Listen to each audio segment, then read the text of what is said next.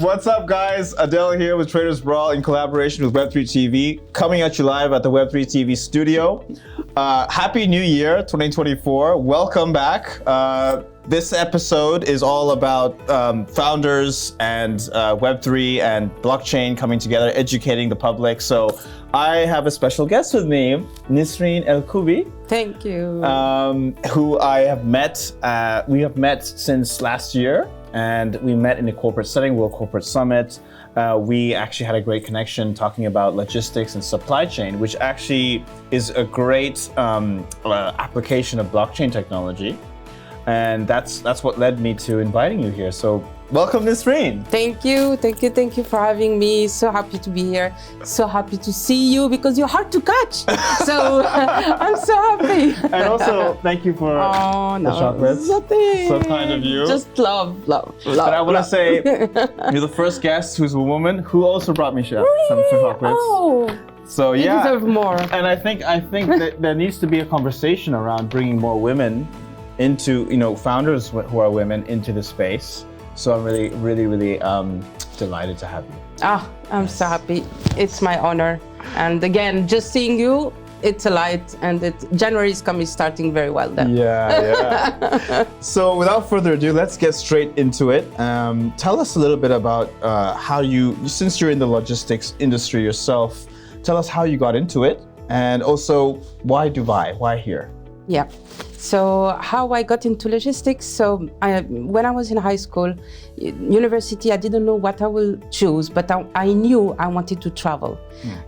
Since a long time, I love traveling. I don't know how. And I was born in a small, tiny village north of France. So maybe that's the reason, I don't know. Okay. So, and then my teachers, they coached me or mentored me and helped me and told me, listen, you can do tourism or you can do something called international trade. I said, international trade, I prefer. So I studied bachelor degree international trade, and this is where I got to know logistics, import, export, methods of payment, international trade, etc. Then I loved it. Then I said, is there more than the bachelor degree? Because it was so new in France, it was in '94. And they said, yeah, there's a master degree in international trade. Then I said, okay, how can I reach there? And there was only 5 in France, so very, very selective, but thank God I got accepted in 3 out of 5. So then I went to study in Paris. I studied my master degree in international trade, and first time in my life I hear the word supply chain. What is that? And then I got, that's it, addicted. I loved it. I had great teachers, politicians, entrepreneurs, etc. And I really loved it. And then I continued. I did my PhD in supply chain and information system. And I said, what is this? It was so boom, amazing, to manage the flows and how to bring the best product at the best moment, at the best time, at the most optimized cost. There's so much work, it's endless. So, and then I said, how can I learn fast? And traveling. So I finished my studies at 23. I was really a nerd. I always, never stopped studying. And 23, I started as a consultant. And I told them, just throw me anywhere on the planet you want. So they sent me everywhere. And usually people, they don't want to move. But me, I was like Hong Kong on Monday, Wednesday in London. And then, so I loved it. I had the energy that time and the stamina. So it's good. You still do. And I learned a lot. I learned the impact of the culture on business, the culture on supply chain. I learned that every country has different maturity in supply chain. And one day I was in Slovakia and doing a project for the automotive industry. And I received a call from a headhunter here in Dubai. And it was super cold and very snowy. And then he said, yeah, we want to recruit you for one of our customers in Dubai. I said, where? In Dubai. And then I saw sunshine and palm trees. I said, nah, it's not true. Click. And then they called back. I said, how? Like, why? How come? Why me? Why? Yeah. And I never sent any CV, nothing. And bottom line, I passed in the interviews. I was not believing it, really. I didn't know it was true. And then they sent me the contract and I said, oh, okay, so it's true. It's true. Mom, Dad, I think I'm going to work in UAE. and then I said, please just let me finish the project. I was building a plant from ground up. And I finished, I recruited people, did everything. 1st September 2006, I was here. I was like, okay, 1 year, let's see. 18 years later, I'm here. Wow. And I love this country. God bless this country. We are all blessed, honestly, to be here. I was talking to one of my friends this morning. I told him, we are in the right, perfect place on earth now. We are blessed to have leaders who appreciate us, who gives us opportunities. We can create. I mean, the whole country is a startup. So it's so beautiful, really. And yes, it goes super fast and you have to, to be on the train and, run. But it's so beautiful and I love it. I just love being here. It's safe, which, not many countries can say that. Everyone feels safe, whether you are from different religion, different color, women, men, everyone. And I love that we are all a community in UAE. And I love this country. Okay, so there's a lot to unpack there, and it's great that what you said about Dubai being like a community of, it's a startup country in a way. I feel I wouldn't have started my venture, my Traders Brawl educational podcast here in Dubai if it weren't for the breeding ground that it is. For the audience who are new and who may not be very familiar with logistics and supply chain, how would you go about defining it for them? Oh. I'm sure you get this all the time. But you know what? I love it. So I can explain it in 2 days, like 20. We have enough time, or in 2 minutes. So let me do the short version. Sure. But basically, is how to manage. It's about sellable products. So any product that we buy is how did you get this product in between your hands? How did you get it? So all the warehousing, transportation, communication systems that help that product to bring it in between your hand at the store, and how much does it cost? It should be the most optimized cost, and it should be the right product. If I'm buying a blue glass, I want to buy a blue glass, not a pink because you don't have the blue. So I must have the right product at the right moment, at the right cost, and for the company, because you're the one selling it, the right margin. So how to combine all this for you still make money and for the customer to be happy. That's basically it. Yes. and would you say Amazon is a good example that manages its supply chains quite well? Like as soon as you make the order, it comes in. Absolutely. Amazon has, it started very a normal platform selling books. But then one thing, and I love what Elon Musk said, he said, call me the supply chain guy. Because when the costs are tight, when margins are getting low, you're like, oh, how can I grab more margin? Where am I losing money, And Amazon understood very fast that they are not really running a company that sells product. They are running a logistics company. How to bring the company, the item at the right moment. You want it in 1 hour. You have Amazon Prime, this and that. This is logistics. It is just managing flows and managing suppliers and managing your sourcing. So that's why as when you understand that from the moment you sell a product or a service, anything else is how to bring it there. Of course, finance is important. Of course, marketing is important. But if you put the right finance, the right salespeople, the right marketing, but the product you're making zero margin because you have too much stock or too much cost of transportation, then what's the point? So usually the companies, when they start losing money, this is where they realize, oh, call me the supply chain guy. But if you are aware of it early in your business, then it's good, because then you start taking the good, I would say, the good routines from the beginning. So Right, yeah, okay. No. and it will save money. So essentially, it's from A to B. Transferring the product from A to B, from Absolutely. point of inception to the point of, I guess you have it in your hands. Absolutely. Okay, and going forward into the future, fast forwarding into it, do you see a world in which blockchain can be incorporated here? And do you see a use case? So it is already the case. So it's beautiful. It's not yet everywhere. People are still, most of the companies are still very traditional in our region, which is beautiful because there's so much to be done, still. And so that's one. But still, the how do we use blockchain in supply chain? For example, one of the use cases is, especially since COVID, is how do you choose your supplier? So let's say you make coffee, and you have an option of buying from a distributor locally. That's it, zero risk or almost zero risk. Or you can bring from Colombia, directly from the producer, or from Indonesia, or from Kenya, from etc. So how do you have this safe communication with all the risk that is happening today?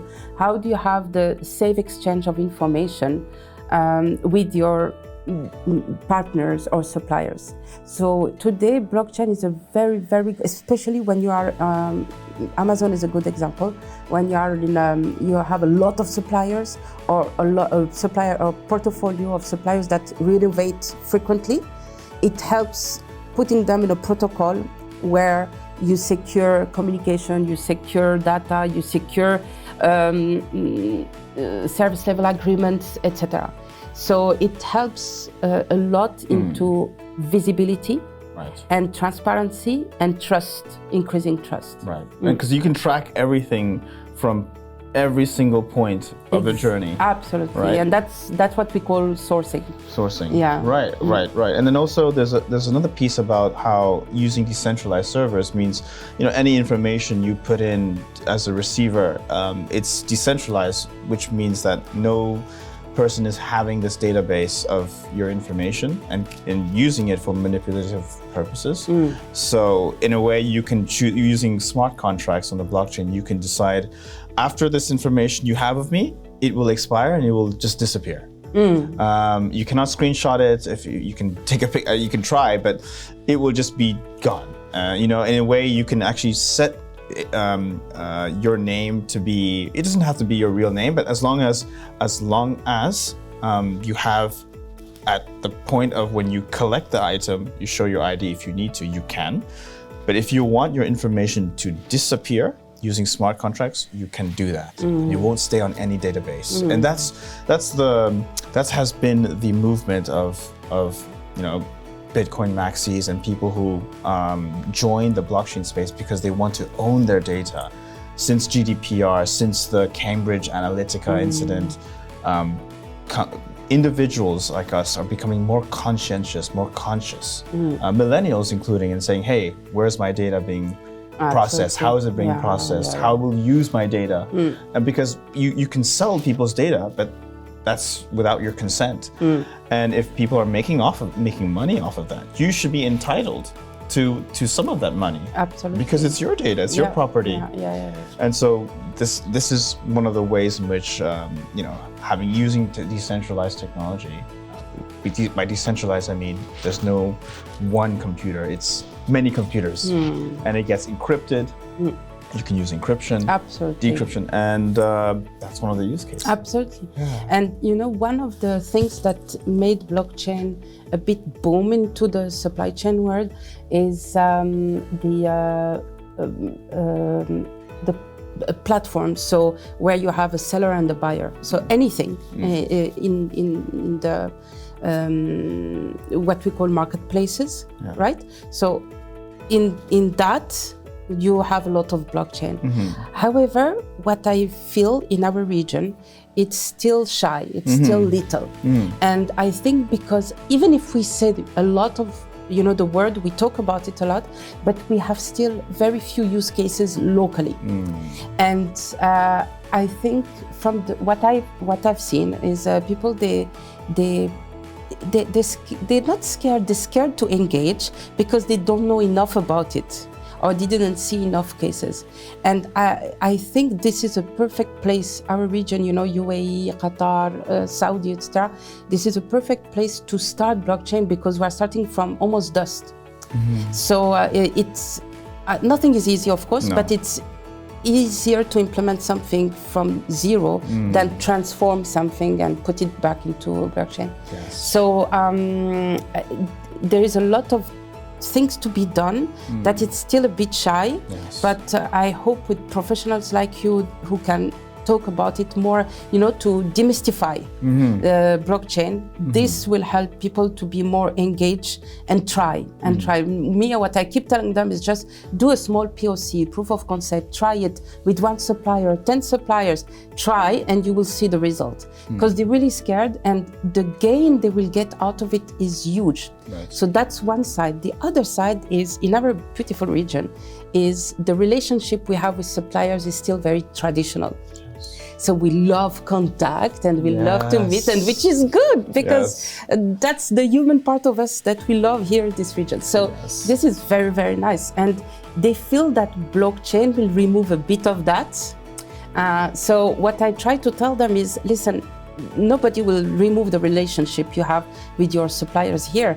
But imagine you can reach 1,000 more suppliers in the world. Right. So keep working, keep having the contract. I know this is someone you've been working with 50 years and your father has been working with them, etc. But have other options in case. In case it doesn't work. So that's how we take them to a little bit, globalize a little bit, and then use blockchain after that, hopefully. So so business culture has a huge impact on how you use technology, how you define your supply chain.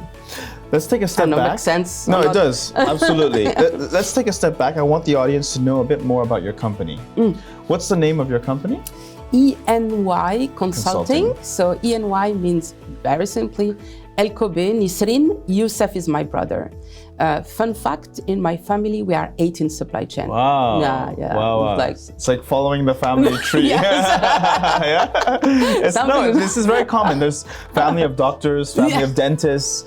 Now supply chain, this is new for me, actually. I love it. Really good, really good. So and we created, that was always my dream since '99, but we created the company in 2019, first in Morocco, and then so many things happened, and when the universe wants you to start, you have like a huge push and just go ahead.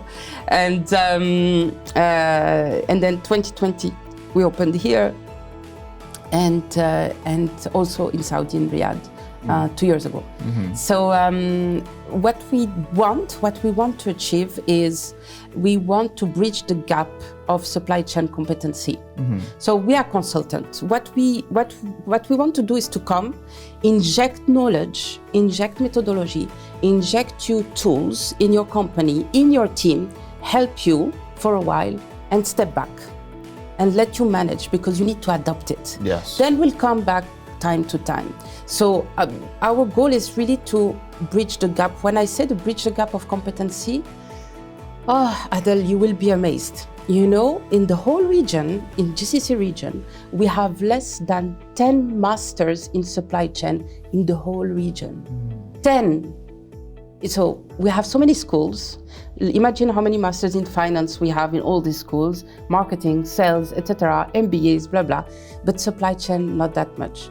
So we promised ourselves is to also promote supply chain with universities. And 3 years ago, we started to knock at the door of universities and say, can you create more bachelor degree in supply chain? And we've been touring universities because you have to go from the source, from the bottom, from the youth. And I thank all the universities that accepted us. We did conferences with them.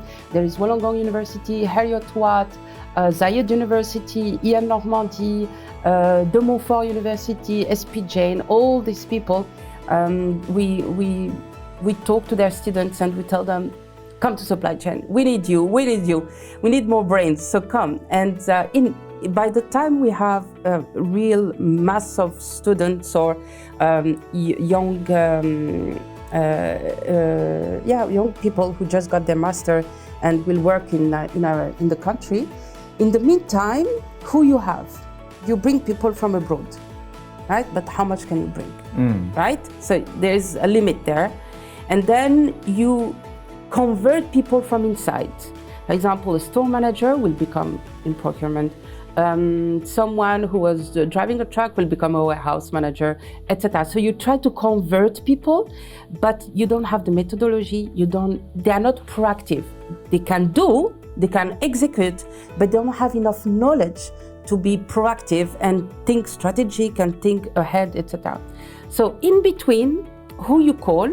Ghostbuster. No, I'm joking.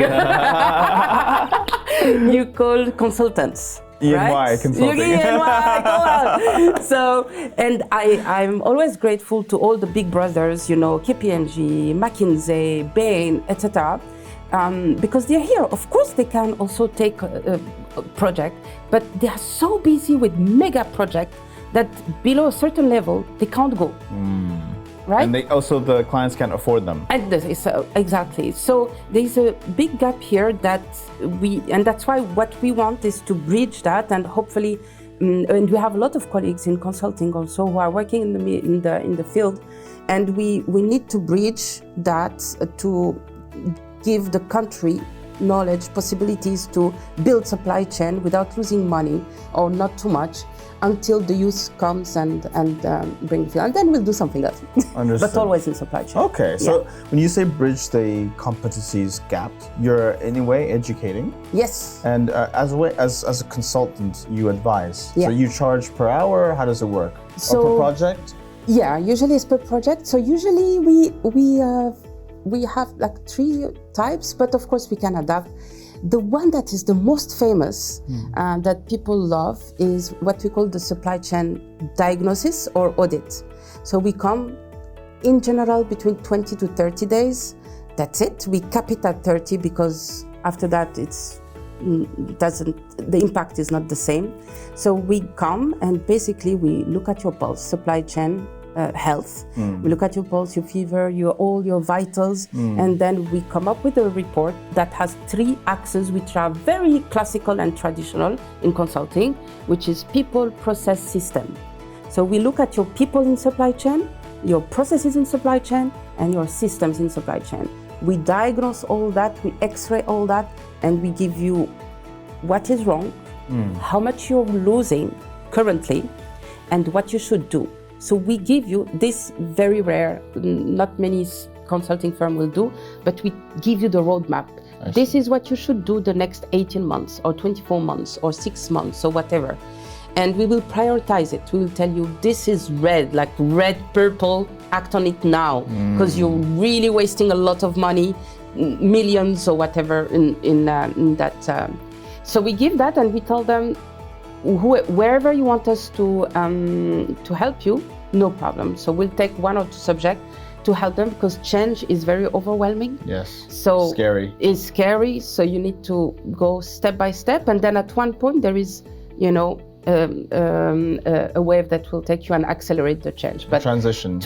Yeah. So that's what we call also supply chain transformation. Okay, very interesting. No, I'm learning so much. And who would you say are there dominant you say monopolies in the supply chain, like any companies you can name that are dominating the space, or is there no, like, for example, in our region? Yeah, for example, the likes of Google, they tend to be one of the monopolies when it comes to search engines. Oh yeah, so you will, like I said, you will have the big firms. I call big brothers. Okay, and you like will the big 4. Yeah, the big 4. Oh, okay. And then you will have companies that are here from a long time, also longer than us, like Innova. And I consider them all colleagues, because we help each other even. Like RV Consultancy, he's a friend also, like SM Dojo, who is more on the training side, but we still bridge the gap. So all together, we do our best, and it's few. But to be honest, comparing to France, for example, or comparing to Europe, we are not enough, you know? Yes. And I believe in collaboration. I don't believe in competition. Okay. I believe there is enough, honestly, and especially being here now 18 years, there is so much work to be done. And I'm talking supply chain, but it's true for everything else, to be honest. Yes. There's so much to be done that, Yes. we can collaborate, support each other, and I'd rather collaborate, you know, with you, call you, come help me on this project, than, you know, fighting and on scarcity and blah, not good, bad energy.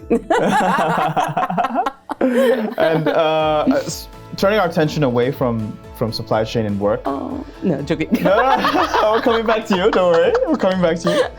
Nisrine, you speak 7 languages. What are those languages you speak? I love languages. I love people. Okay. Honestly, I love people. I love the human being. So I travel a lot. I traveled more than 35 countries. Wow. And every time I try to listen and hear what's the language. I'm so curious. I'm extremely curious, thanks to my mom and dad. And so I speak, of course, French, English, Arabic, German, Italian, Dutch, Spanish. Wow. So that's the one I studied in school. But then I speak a little bit of Tagalog, a little bit of Hindi, a little bit of Turkish, a little bit of Bahasa Indonesian, a little bit of Thai, a little bit of Korean, like that. So Wow, Chinese? Any Chinese? little. What can you say in Chinese? Ni hao ma. Ni hao ma. I love it. Xian xian ni. That's great. No, I mentioned China because, you know, they're one of the, I think the second largest population after India, because they were first. So lots of influence on the world. Absolutely. But no, definitely I have to learn now. But still, Mandarin, Russian, this I need to learn absolutely. Russian as well. Yes. Russian as well. Yeah. No. And I'm putting my son to the languages too. So yeah. Oh, really? Yeah. It's really good. It's so beautiful because, you know, you open your mind, your brain is working differently from one culture to another. So and you understand people and better, you know. And in this country, we are so blessed to be so mixed. Like for me, is such a pleasure to ask, where are you from?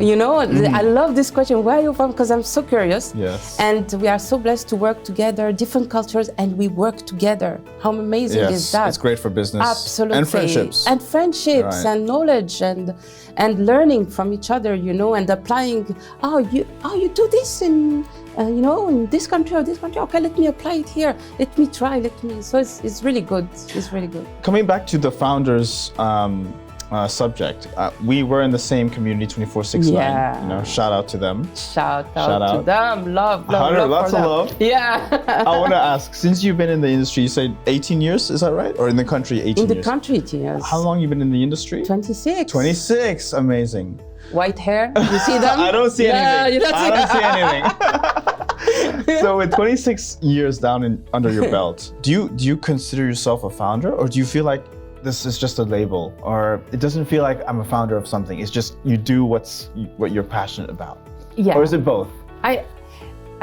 You know, I was just talking this morning. I told you to a friend, and he's transitioning, and I told him before, when I was in the corporate world, and I was trying to put myself in the entrepreneurship mindset.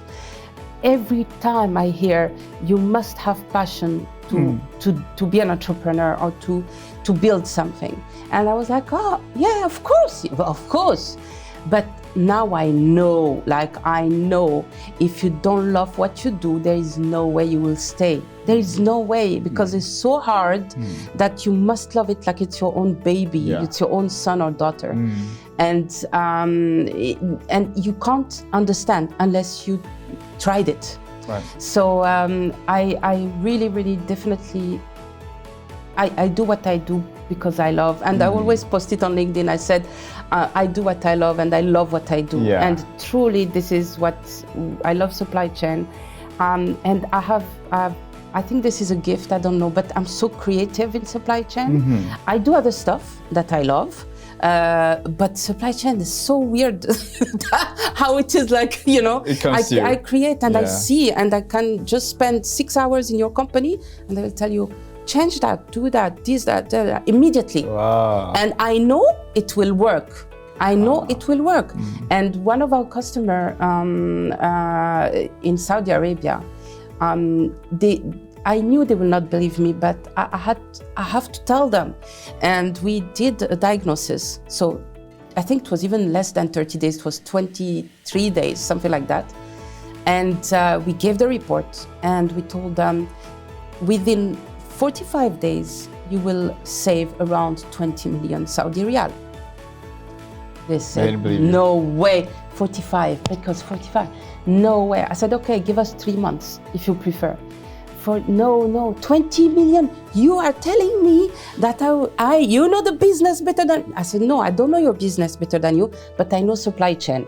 And when it's leaking somewhere, I see it. You don't see it, but I see it.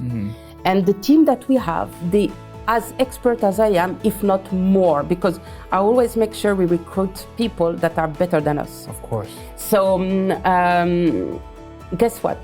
Within 45, let's say the three months, crucial months that we promised, we saved 70 million. 17? 70 Wow. Saudi riyal. Wow. Even me, I'm like, what?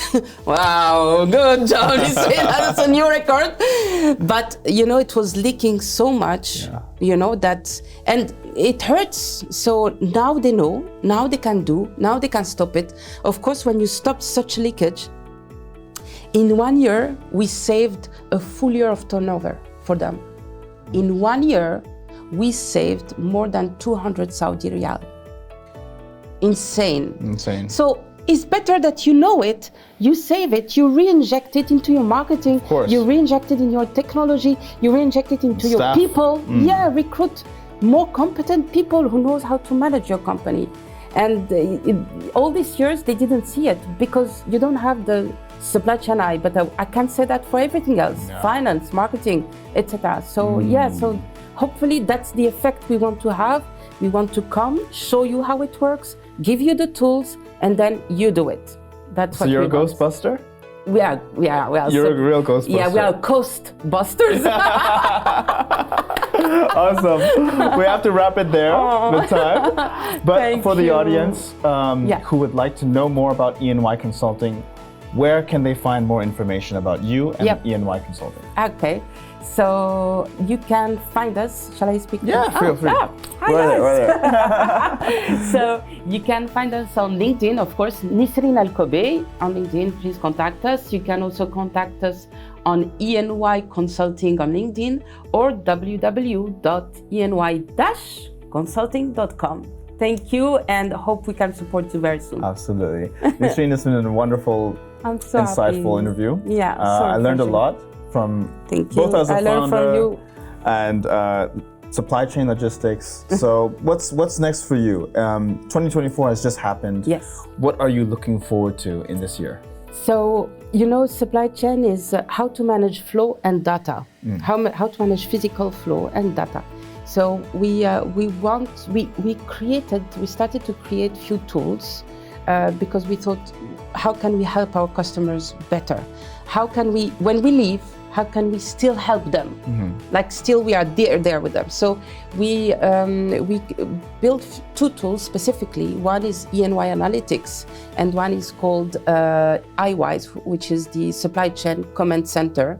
It's very impressive, big screens. It's like you're in an airport control tower. And we hope to push that and to help more companies to save costs, increase their margin, and have competent people in supply chain. Okay. It's not easy to get, but believe it. They're there. Okay, great. No, these are some things that you have some goals already. You've listed, so it looks like I will be following your page very closely. Yes, and please. Supporting you. And I'll see you again. Absolutely. And we have events coming also, end of the month, etc. So please 24/6/9. Yes, and of course, that's the weekly shot of entrepreneurship. Yes. And when I go to 24/6/9 to the community on Friday evening, I feel like I'm a toddler because I'm learning so much from the colleagues and Jamil and the whole team of Ahoy and the whole people who are coming, Alexei and etc. It's so humbling and it feels so great to be among this community. So yeah, I'm grateful. Me too. So thank you so much, Nisrine, for your time. Thank you for having me. Thank you so much for watching. Please follow Nisrine on the socials she just mentioned, which we'll also include in the description. Keep following us. We're here to educate. We're here to give a voice to founders who are experts in their field. So thank you so much for watching and staying with us. And this is Adele with Nisrine. Thank you so much once again, and we'll see you next time. Cheers.